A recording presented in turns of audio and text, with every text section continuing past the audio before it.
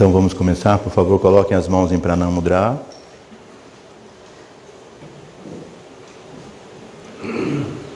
Upase Shuddha Vignanam Shuddha Jyoti Swarupinam Shuddha Sattva Mandalastam Ishwaram Tam Sanatanam Prapanna Parijataya Yoga Shridandadharine Yoga Devi Sanataya Yoga Mudraya Yogine Narayanaya Devaya Sannaraya Mitatmane Lokanataya Shantaye Gurave Brahmane Namaha Siddharchita Padapchaya Badarivana Vasine Kumara Dakshinamurti Swarupaya Kilatmane Sarvayantra Nivasaya Sarvamantrartarupine Yatakalam Hi Sadubhyo Dharmadatre Namo Namaha Yoga Devim Mahadevim Sarvashakti Swarupinim Prapadye Loka Kainkarya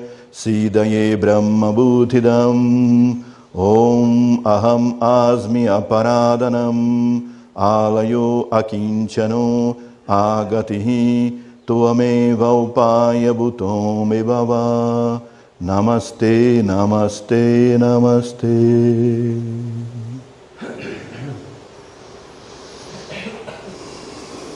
Namaste.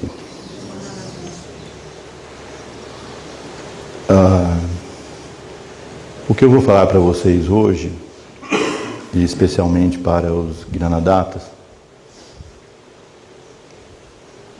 é a minha visão sobre as coisas, é a minha experiência.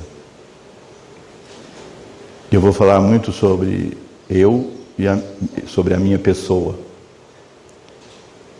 o tempo todo falando dessa maneira, porque é o ângulo que eu enxerguei a vida e a Sudha Dharma.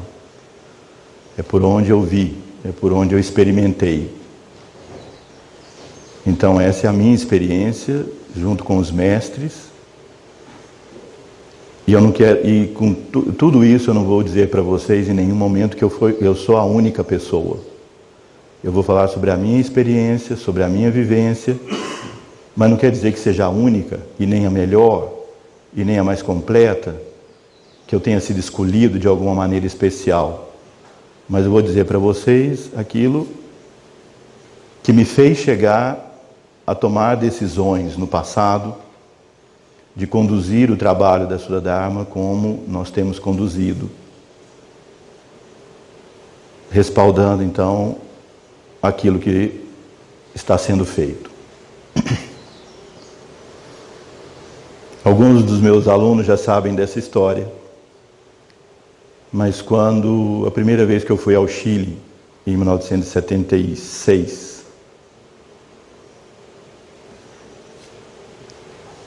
Sri Vajra,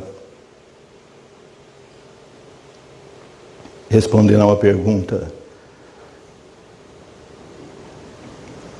imediata, assim que eu cheguei, ele já me conhecia, nós já tínhamos um contato, ele já tinha vindo no Brasil.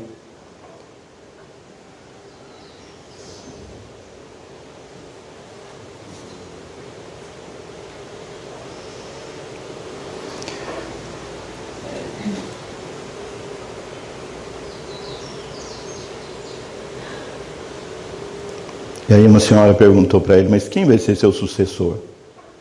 Depois que o senhor passar para os planos sutis, imediatamente. Ele falou, esse ninho, esse menino, sou eu, era eu. Eu repito para vocês que não estou dizendo que tenha sido o único. É provável que a mesma coisa tenha acontecido com muitos que estão aqui. E em seguida, eu falei para ele assim, mas eu não estou preparado para isso. Eu tinha 15 anos. Ele falou, não, mas eu vou te preparar durante esses próximos anos todos. No ano seguinte, ele repetiu isso mesmo. E continuou me treinando. E um dia eu falei para ele, mas Sri Vajra, eu acho que eu não sou pessoa própria.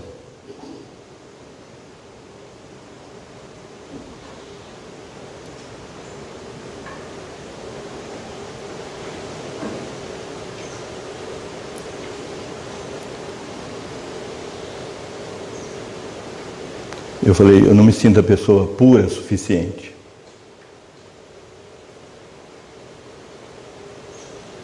Aí ele deu um exemplo que muitos de vocês já conhecem. Ele estava com uma caneta de ouro, assim, no bolso.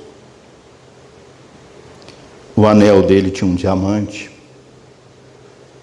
Aí ele falou, olha, ele estava sentado na mesa dele, na mesinha que ele escrevia.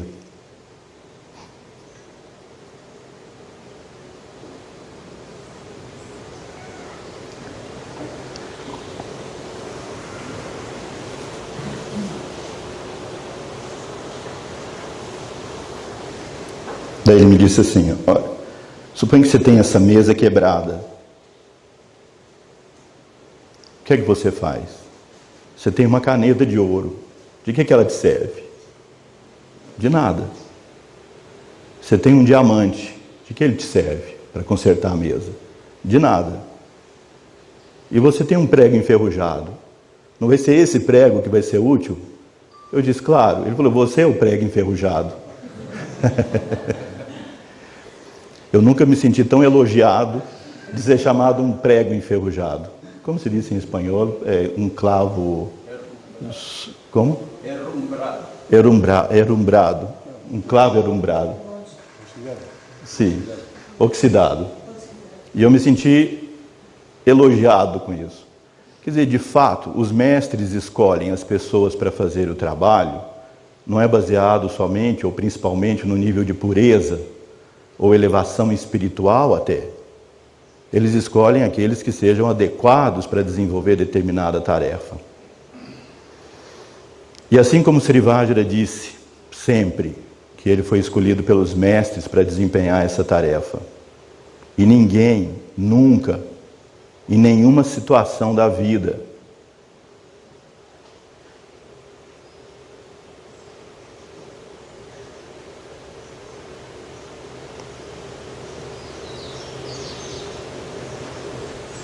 conseguiria abalar isso.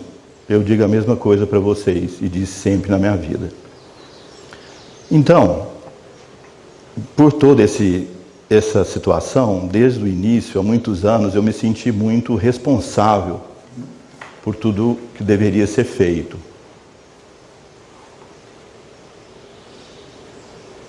E aí, vocês sabem, eu fui à Índia muitas e muitas vezes durante esses anos todos. Estudei os livros da Sura-dharma profundamente, procurei entender o original deles, procurei estudar esses livros em sânscrito, que eles trazem certas coisas que depois de traduzidos, isso se perde. Demandei o esforço necessário para isso. Viajei pela Índia em todos os lugares e fui atrás não só desses mestres, mas do conhecimento. Aqui ou ali eu encontrei pistas e contatos com a Sudha-dharma Mandalam da Índia. Vocês veem quando o Swami Subramaniananda escreveu o primeiro artigo, ele colocou uma organização esotérica na Índia. Ou seja, há uma imensa organização da Sudha-dharma na Índia. Há até hoje. Mas essa organização é formada por seres que são todos sannyasis e avadutas. Ou seja, todos eles não mantêm contato com a humanidade. Todos eles vivem em lugares afastados, em lugares distantes. E eles não são acessíveis de modo geral. Porque o Dharma deles não é esse, de se comunicar com as pessoas no dia a dia.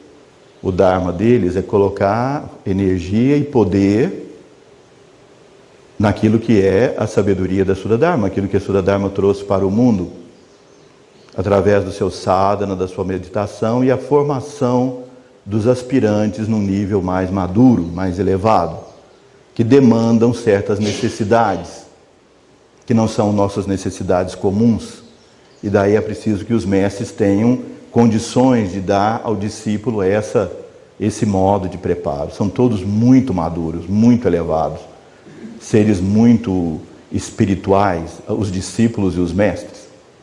Então, andando aqui e ali, eu encontrei. Daí, eu gostaria de colocar para vocês qual é a minha tese principal para esse momento. Eu coloco como tese para vocês, mas para mim é a verdade com a qual eu vivo e trabalho. E é assim que eu vou continuar fazendo. Essa tese que eu coloco para vocês é que o conceito de que a Shuddha-dharma Mandalam, que os mestres da hierarquia se afastaram do contato com a instituição externa, com a partida do Pandita Srinivasa, não é correta, não é adequada. A Shuddha-dharma se manteve conectada com os Siddhas, os mestres, os Mahatmas, desde aquela época. Não houve nenhuma interrupção, não houve nenhuma quebra ou tempo em que isso não aconteceu. Isso é normal que as pessoas sintam e pensem quando no momento elas estão vivendo a situação. Quando Cristo saiu do planeta, quando ele passou para os planos sutis, os discípulos ficaram esperando que ele voltasse logo. Quando Sri Ramakrishna faleceu, passou para os planos sutis, alcançou o Mahasamadhi, quando Ramana Maharshi alcançou o Mahasamadhi, o que foi feito da instituição? Continuava viva, continuava com Diksha, com a iniciação, continuava com sadhana. Os discípulos daquela época, acostumados com esse contato muito formal, escrito, Índia, Chile, Índia, julgaram que o fato do Pandita não estar mais, Srinivasacharya, isso significaria que então não havia perdido esse elo direto. Então, qual foi a medida que eles tomaram? Sri Janardana na Índia e Sri Vajra no Ocidente. Interromperam aquele processo habitual de práticas, aqueles processos que eles recebiam da Índia, através do Swami Subramaniananda e do Pandita Srinivasa, e criaram sistemas chamados preparatórios. A lição preparatória de Sri Janardana e o sistema de 10 lições de Sri Vajra, baseados completamente na Shuddha-dharma, mas como uma expectativa de que algum dia a hierarquia retomasse o contato exterior e voltasse a conceder Diksha nos 5 sistemas básicos, os Panchavidya, os 5 sistemas de iniciação na Shuddha-dharma. Passaram então décadas e os sistemas então se estabeleceram. Da mesma maneira, aquelas práticas iniciais recebidas por eles, eles consideravam que havia dificuldade de desempenhar e desenvolver essas práticas no mundo ocidental. Porque, por exemplo, o Sri Vajra sempre me dizia, imagina aqui em Marim é o nome da rua, onde é a sede da Shuddha-dharma lá. Imagina em Marim, 300 cadeiras. Onde as pessoas sentam é inclinado. 300 cadeiras ali. Você imagina fazer esse árghya, a oferenda de árghya? Ele fazia. Eles todos fizeram. Nos anos em que eles tinham contato com o Pandita e logo depois, todos faziam. Sri Vajra contava quantas vezes esses namaskar. No final, você faz 16 namaskar aos pés da Devi durante a entoação do Upasthana, o mantra final. 16. Tinha umas senhoras mais assim, com alguns problemas articulares, que ele era jovem, ele tinha que levantar elas depois de cada um. Então, além de fazer o esforço do namaskar dele, ele ainda tinha que puxar algumas para levantar, e contava e ria. Eles fizeram muito isso. Eles só faziam isso. Era o que eles faziam, porque era o que eles recebiam. Eram as práticas que eles fizeram. Foram as práticas que pegaram aquela alma tão extraordinária que era Sri Vajra e desabrochou essa alma para o mundo, para fazer o imenso trabalho que ele fez, que ele continua fazendo. Então imagina colocar o árghya num lugar de 300 pessoas e aquilo tudo inclinado, ia formar um lago lá embaixo. Ele dizia que quando terminasse a prática, todas as vezes a gente tinha que ter que drenar o lago. Então isso foi impossibilitando. As pessoas tinham pouco tempo. Mas o nosso conceito, e isso Sri Vajra foi que me deu. Eu não inventei, eu não criei, eu não roubei.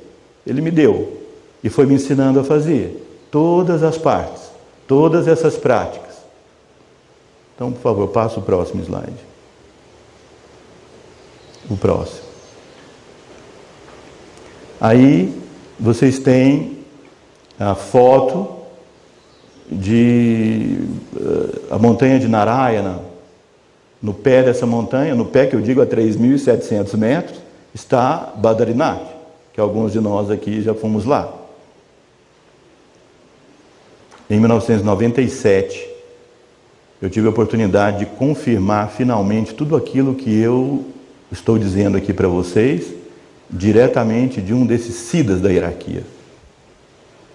Eu estive nesse lugar, eu cheguei antes que se abrisse o templo. Vocês sabem, quando abre na lua cheia de maio, é uma peregrinação sem fim.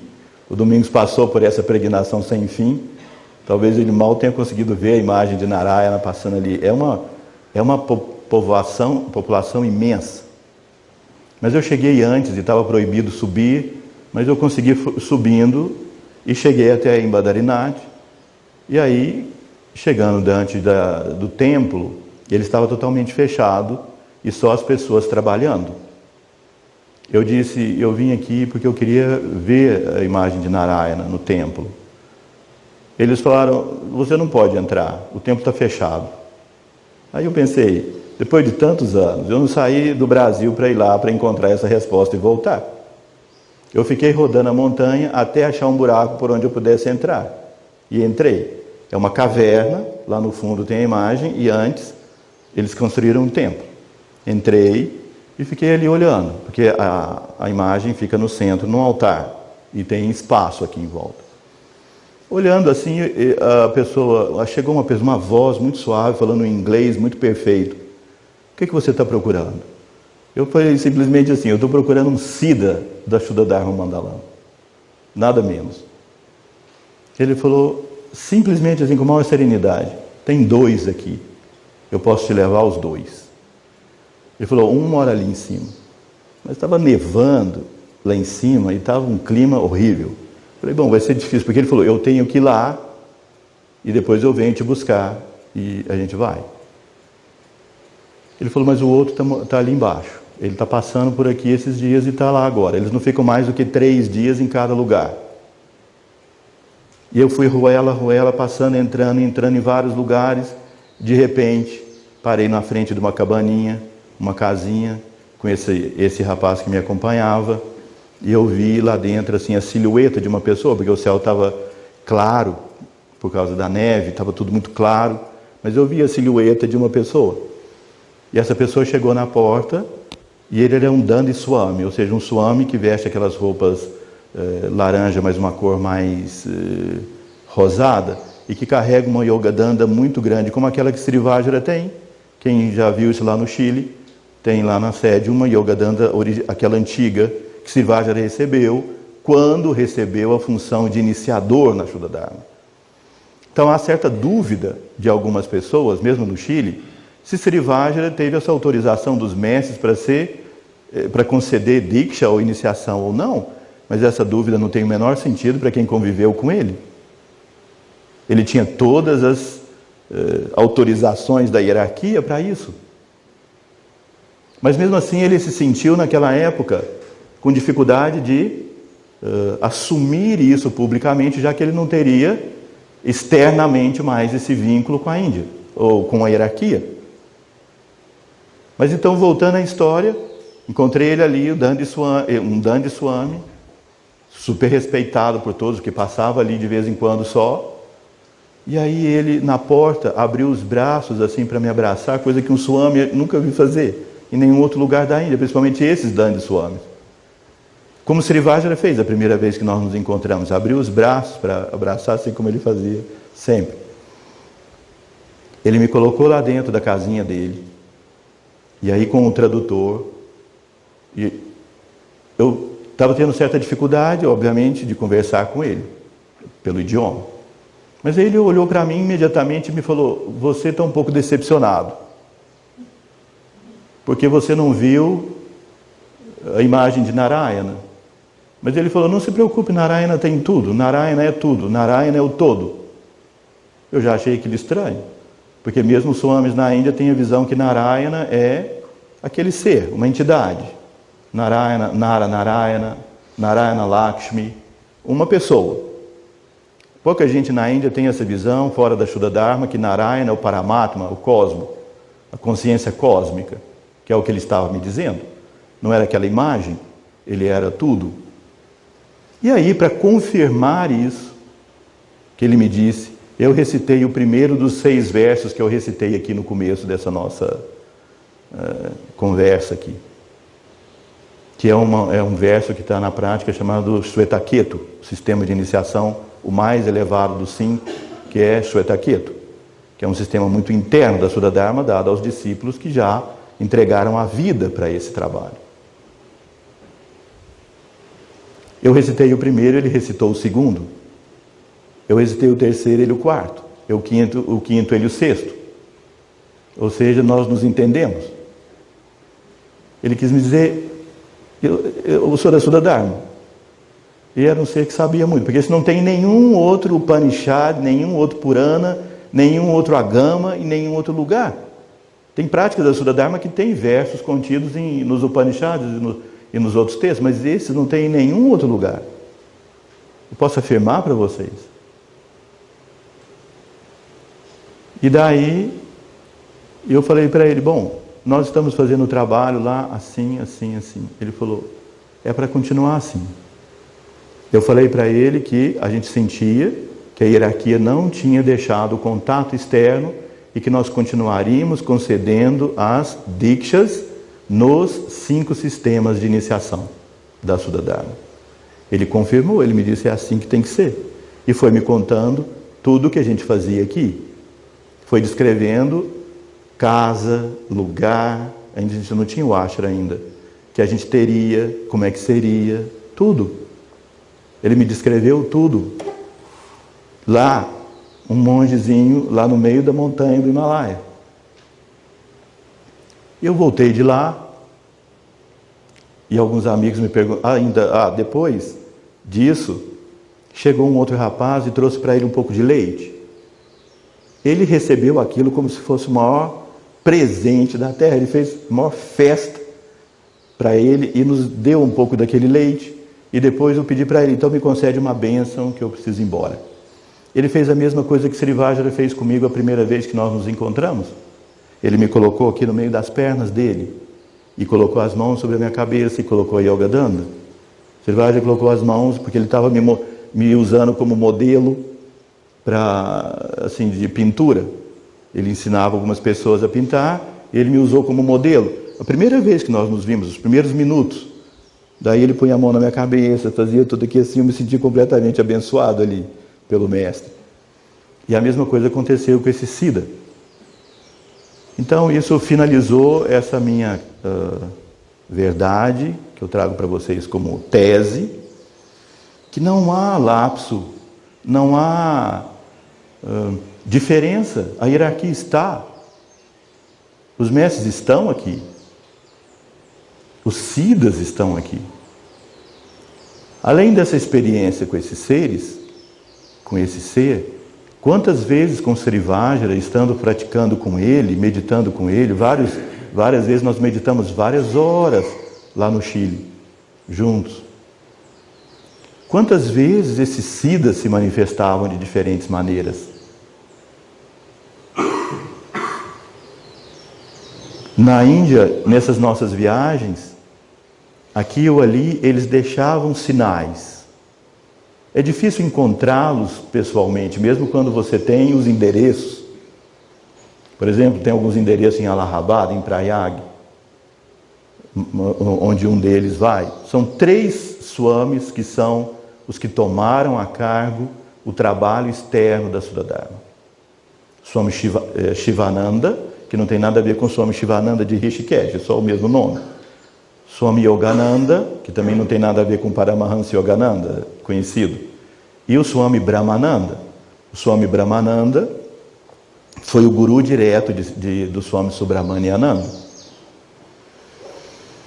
Ele é o nosso Parama Guru, Brahmananda. Esses seres aparecem aqui ou ali, têm um contato aqui ou ali, esporádico, como eles querem. Porque o que eles tinham que fazer, eles fizeram externamente. Ao longo do tempo, Sri Vajra me deu... Passa o próximo, por favor.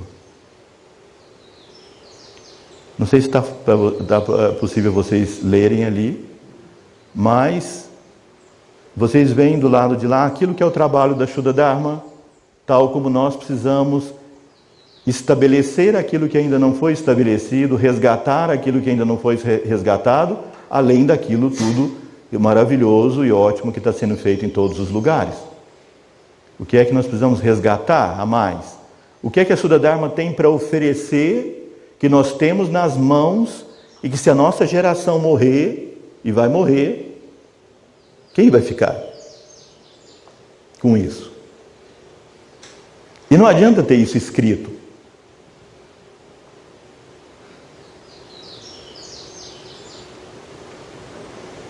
Não adianta ter isso na gaveta.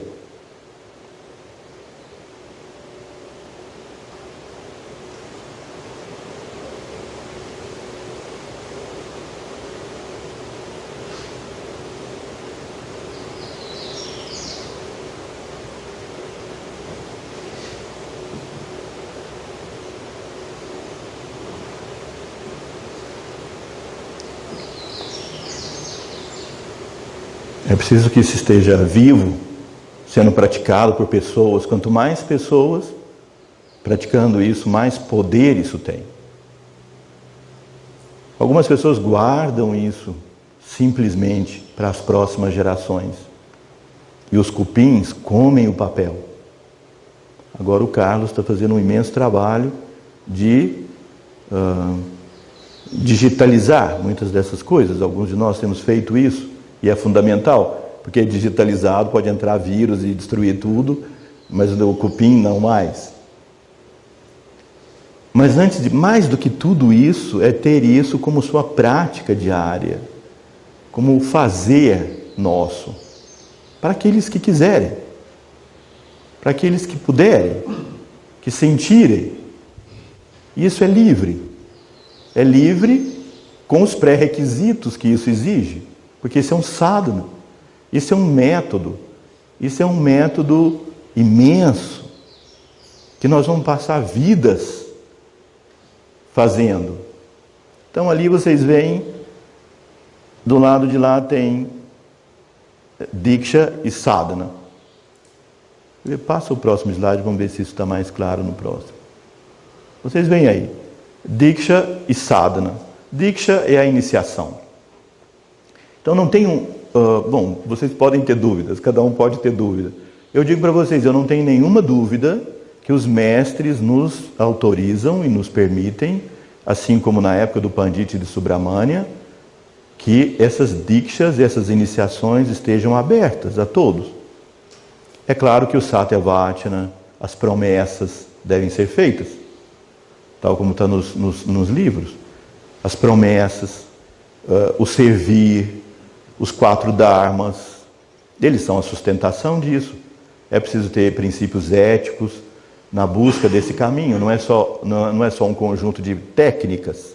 Isso não é uma técnica, isso é um caminho de autorrealização, e ele implica nos 4 dharmas: não violência, veracidade, o serviço ao mundo e a meditação. Esse é o suporte para todas as outras coisas. Tendo esse suporte, ou praticando esse suporte, nós podemos então ir tendo acesso progressivo a esse sistema, tal como Subramania fazia, e tal como o Pandit Srinivasa fazia, e tal como Sri Vajra fez.